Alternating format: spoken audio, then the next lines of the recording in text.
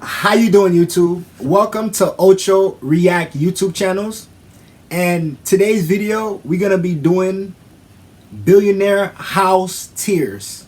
Basically, the top houses and the top billionaires. Basically, looking at some luxury stuff that I can't afford. I don't know about you because I don't know your financially situation, but I can't afford it. But I'm motivated and I just want to watch it. Let's get into the video, man. Let's get into the video. From a $2 billion mega mansion to a $50,000 tiny home, this is the billionaire house tier list. Vladimir Putin has a net worth of $200 billion and he's got a palace with an underground bunker. S tier. Mark Zuckerberg bought 1,000 football fields of land in Hawaii so he could build a massive compound with a self-sustainable underground bunker, over a dozen houses including 2 mansions, and a web of disc-shaped tree houses connected by rope bridges. Solid B tier. In 1984, Steve Jobs bought a California mansion. I don't know what that means. He's putting S tier, B tier. I don't really know what's the category and stuff, but let's keep watching the video, man. Let's just enjoy the video, man. House. It was designed in 1925 by famous architect George Washington Smith for famous rich guy Daniel Jacklin. Steve Jobs wanted to burn it down. California said no because of its historical significance.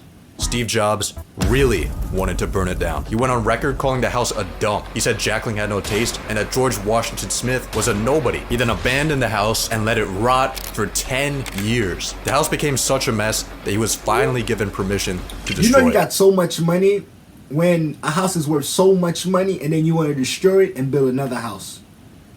That's how much money you got. It's like you just got money to throw away and throw around. It's like these billionaires are getting filthy and filthy rich, man. And at the end of the day, they deserve it. They deserve it and they work hard for their money. I really appreciate them. Some billionaires are doing something positive and then some billionaires are not. You just never know. Let's get into the video. Hey, let me know what you like in the video so far. Let me know in the comments what you like in the video so far. 8 months later, he died, making the brutal destruction of this innocent house one of Steve Jobs' final victories. I don't get why he hated on this house so much. I'd say it's a strong C tier. World famous pharmaceutical salesman El Chapo had a peak net worth of $12 billion. He was said to have houses at every single beach and a ranch in every single state. Looking for him. Hey, let me pause the video real quick.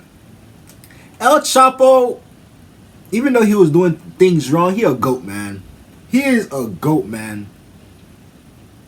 When I mean about goat, I'm not talking about the violent things he's been doing. I'm talking about how he came up with his net worth and how he was bringing in so much money, not including the violence. I'm talking about getting paid.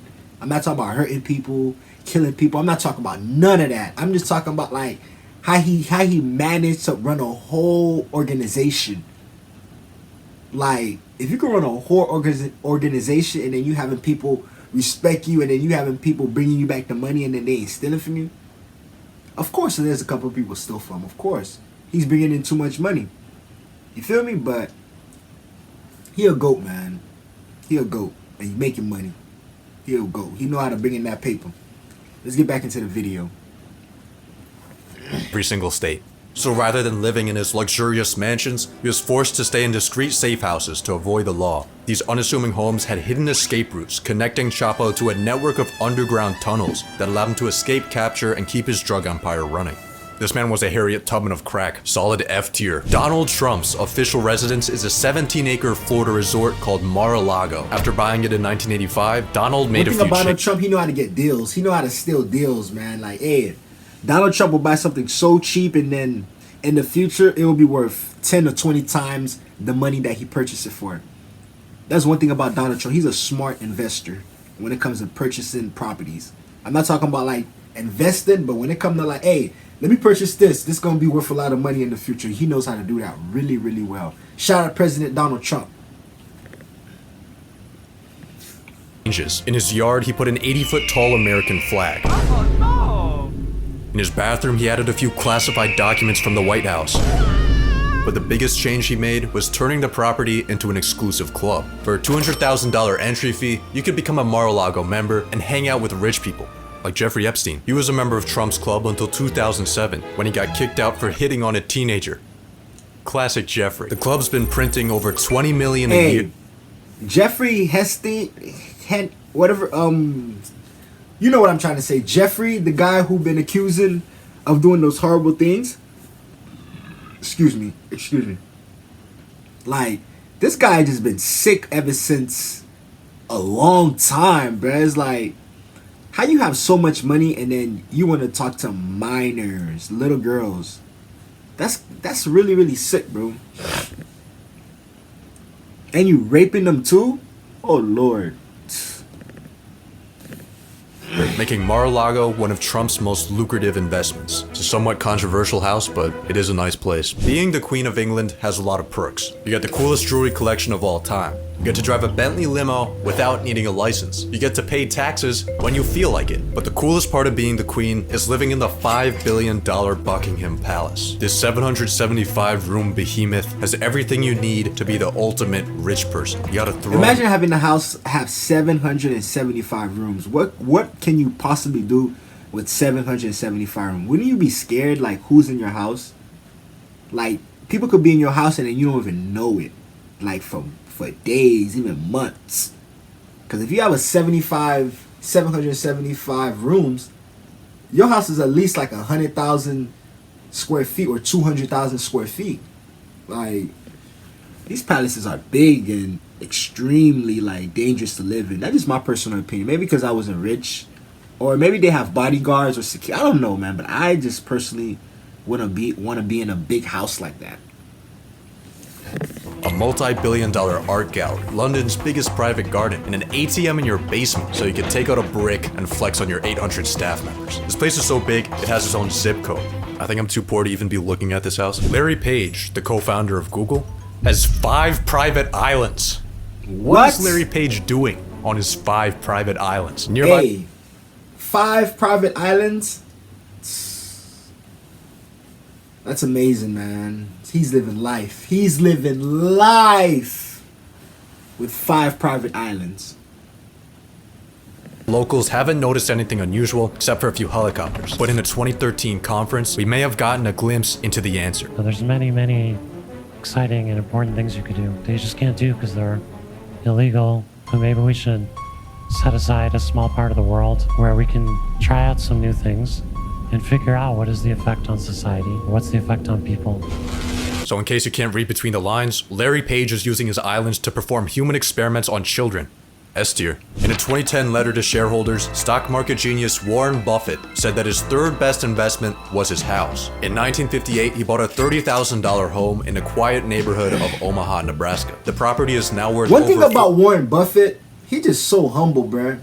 I'm gonna be honest with you, like 9 times out of 10, all humans, if you have the type of money Warren Buffett got, you're not gonna be living in that house for a long time. Maybe in your beginning stage of getting money, but over time, you're gonna want to live in a big house. Not super big, but a super nice house. Like when you go around your billion friends, oh yeah, I live over here, oh yeah, you feel me? Just a little brag. I'm not talking about showing off jewelry, you feel me, flexing money, but hey, living in a nice house, hey, that's a must when you have a lot of money. That's a must. 3 times what he bought it for, which might seem like an amazing financial return. However, if he had instead invested that $30K into the stock market, he would have made $3 million. The reason Buffett considers his house such a good investment is not because of numbers, but because of the memories it brought him and his family. Mukesh Ambani, the richest man in India, dropped $2 billion on a 27-story mega mansion in the middle of... I'm gonna be honest with you, that is crazy. Dropping $2 billion on a mansion in India, that's the most expensive house I ever seen. I mean, heard of. $2 billion. This house must have everything in it. The hood.